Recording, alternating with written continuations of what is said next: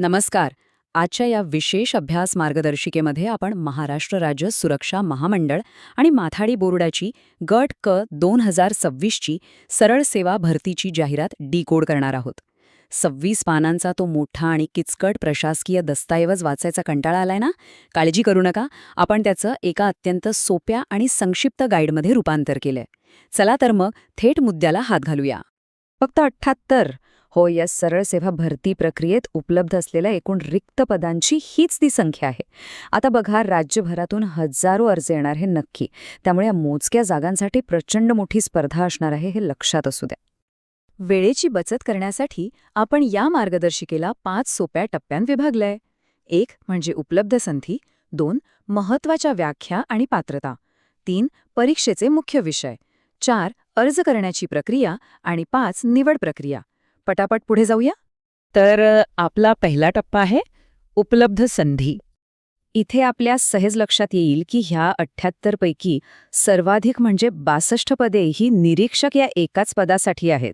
यासोबतच 12 पदे लेखापाल आणि 4 पदे लघुटंकलेखक म्हणजेच ज्युनियर क्लर्कसाठी आहेत. महत्वाची गोष्ट म्हणजे निरीक्षक आणि लेखापाल या दोन्ही पदांसाठी S13 ही उच्च वेतन श्रेणी मिळते.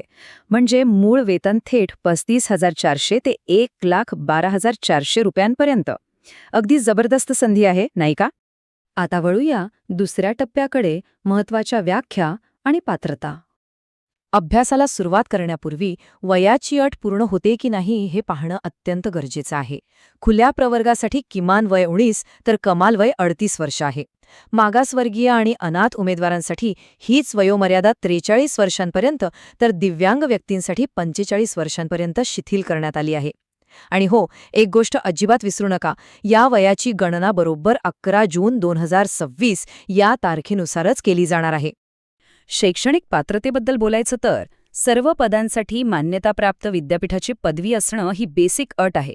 पण जर कोणाला लघुटंक लेखक पदासाठी अर्ज करायचा असेल तर पदवीसोबतच शासकीय टायपिंग परीक्षा पास असणं सक्तीचं आहे बरं का. यात इंग्रजी टायपिंगचा वेग 40 शब्द आणि मराठीचा वेग 30 शब्द प्रति मिनिट असणं अनिवार्य आहे. शिवाय महाराष्ट्रात काम करायचे म्हटल्यावर सर्वांना मराठी भाषेचं उत्तम ज्ञान असणं अगदी मस्ट आहे.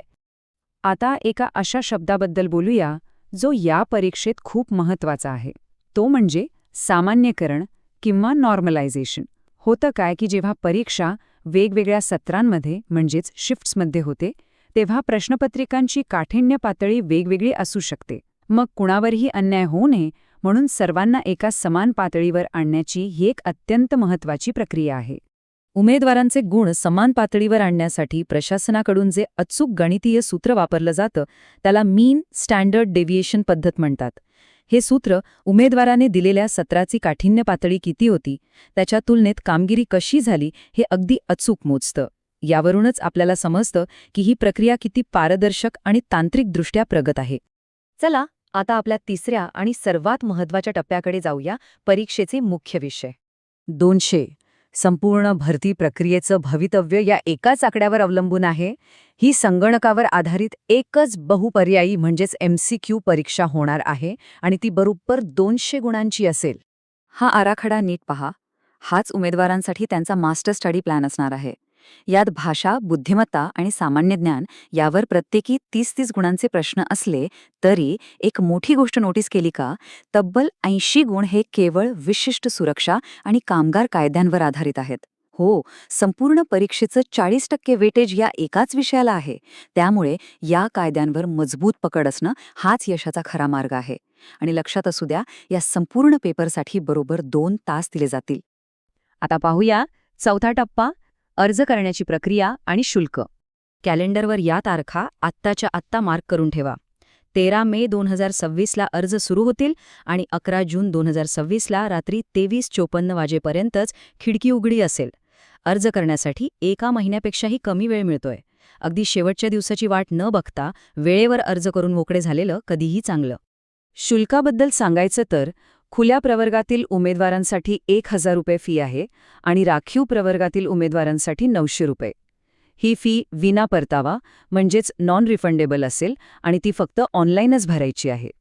हा भाग अत्यंत महत्त्वाचा आहे. उमेदवारांनी आपली सर्व कागदपत्रे PDF फॉर्मॅटमध्ये तयार ठेवणं आवश्यक आहे. फाईलची साईज 50 ते 500 केबीच्या दरम्यान असली पाहिजे.